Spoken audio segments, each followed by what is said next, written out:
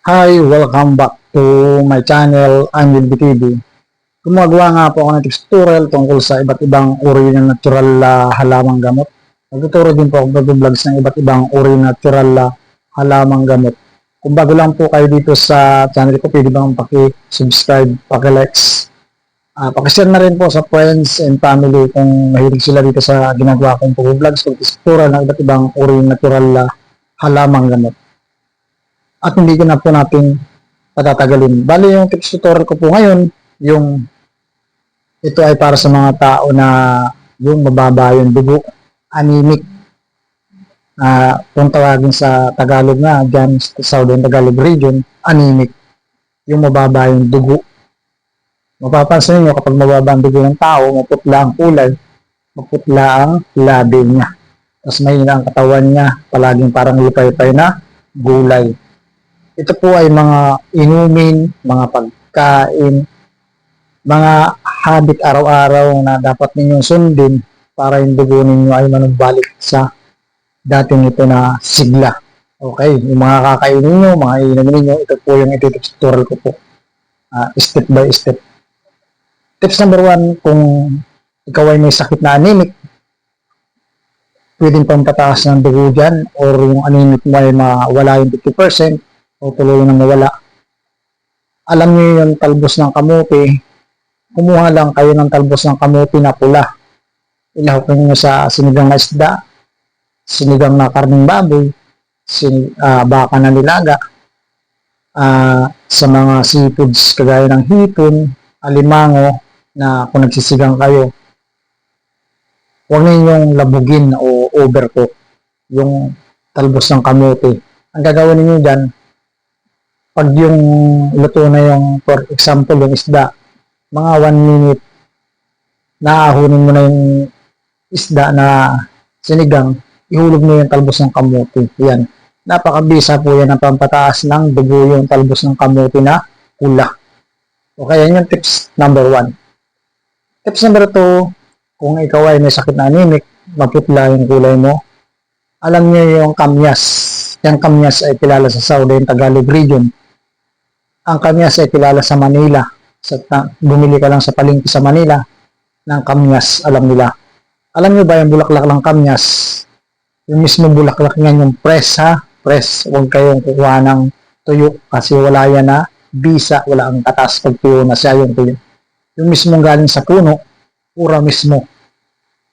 Kukuha kayo ng bulaklak ng kamyas, mga 1/4 niyan or katamtamang dami. Tapos hugasan niyo mabuti. Lagayan niyo sa 3 to 5 glass. Depende sa dami nung nakuha niyo na bulaklak ng kamyas. Kung medyo medium, 3 baso lang. Kung sobrang dami, the large, mga 5 baso. Mas maliit yung tubig na pinaglagaan mo, mas mabisa. Yan po ay inumin nyo tuwing umaga sa hapon. Yung katas ng pinaglagaan ng kamyas, yan po ay pag nilalaga mo yung dahon ng kamyas ay sobrang pula. Yan po, mabisa po yan pampakulay ng dugo 50% or tuluyan ng mawala yung pagka-anemic mo pag naglaga ka ng bulaklak ng kamyas. Yan yung tips number 2. Tips number 3, kung ikaw anemic at kulang ka sa dugo, meron sa mga barangay na tinatawag na pyrisulfite. Kapag ikaw kasi anemic, pwede ka magpa-konsulta sa doktor na libre. Lalo na sa mga barangay ninyo, may mga schedule ang doktor kapag sa mga barangay or sa bayan. MF, ibig sabihin MF, Monday to Friday. Yung iba ay WS, Wednesday, Saturday, gano'n. Wednesday, WF, Merkulis to Friday. Yan, may schedule po yan. Tatawin ninyo, may schedule para pumunta kayo sa barangay kasi yung mga ibang doktor nagbibigay sila ng libre na pyrisulfite. Yan po pampataas ng dugo. Niresita yan ng doktor kapag ikaw may anemic, kulang ka sa dugo. At kung naman po kayo may magpa-check up kayo sa doktor para kayo resitahan ng mga nabibili sa butika na pampataas ng dugo. Yan yung tips number 3. Ang iti-tips tutorial po natin yung mga natural, yung wala kayong pambili. Tips number 4, kung ikaw ay anemic at kulang ka sa dugo, gawin mo ito araw-araw. Matulog ka ng 8 hours to 10 hours. Tapos, paggising mo sa umaga, maligo ka sa fresh water.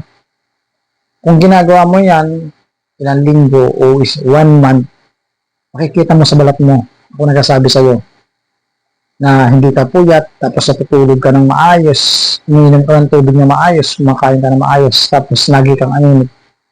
Umulog ka ng 8 hours to 10 hours, dire-diretso yan, gawin mo. 1 week, 2 weeks, hanggang 1 buwan, manunumbalik yung pula ng dugo mo.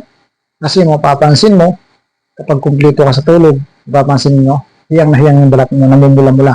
Lalo na kung yung kutis mo ay puti, mamula-mula yung kulay mo. Kasi yung balat natin, nagre-refer yan tuwing alas 10 hanggang alas 4.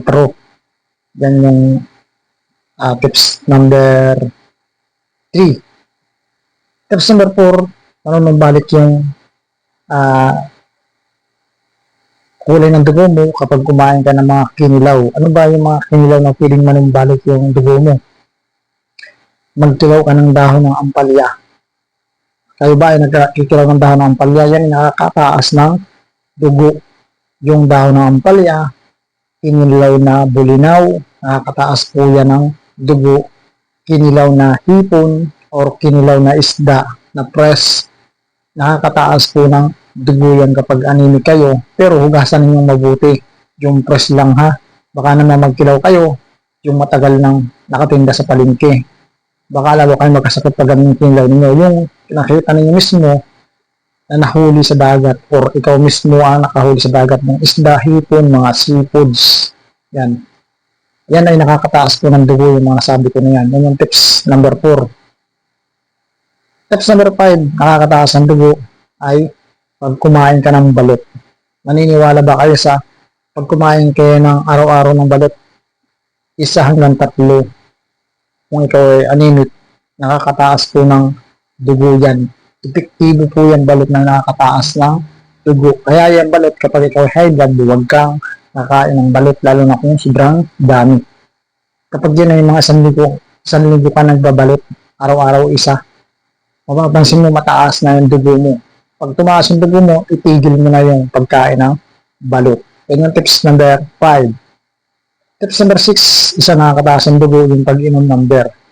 Any kind of beer, nakakataas po yan ng dugo, lalo na kung hapon ka iinom at maraming ininom mo. Mapapansin mo yung mga namamatay na, di ba?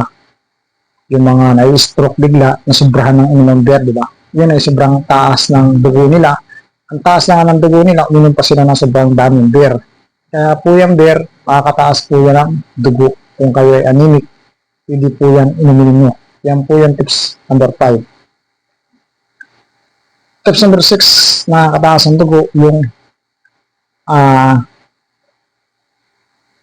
maligo ka paggising mo sa umaga ng fresh water. Tuwing gising mo sa umaga, maligo ka ng fresh water. Isa po nakakataas nga ng dugo ang fresh water. Lalo na kung ikaw ay kumpleto sa kain, kumpleto ka sa tulog. Napapansin nyo pag naligo kayo, hiyang mahiyang yung pakiramdam nyo, di ba? Yan yung dahilan. Yung dugo mo ay tumataas gawa ng fresh water. Okay? Yan yung tips number 6. Tips number 7, isa nakakataas ng dugo, yung mga pinais. Alam niyo yung mga pinais, gaya ng pinais na kabuti.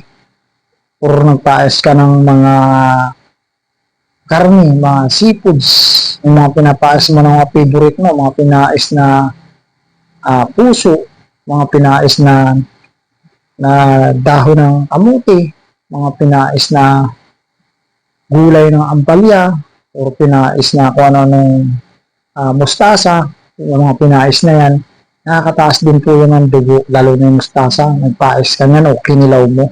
Isa po yan sa nakakataas din ng dugo. Yan yung pong Tips number 6, kung kayo anemic, kulang kayo sa dugo. Sana po ay nakatulong ako sa mga taong kulang sa dugo at wala kayo masyadong pampacheck up, wala masyado kayong pambili ng gamot. Okay? Sa bago lang po dito sa channel ko, marami po pong hindi nakaka-subscribe sa nanonood po sa YouTube channel ko. Pwede pong pahingi ng kaunting tulong pag-subscribe po.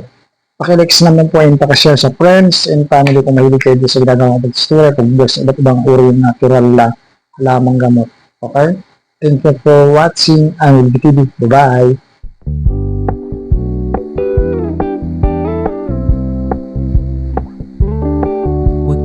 Keep it low key, keep it softly spoken, with no strings tied.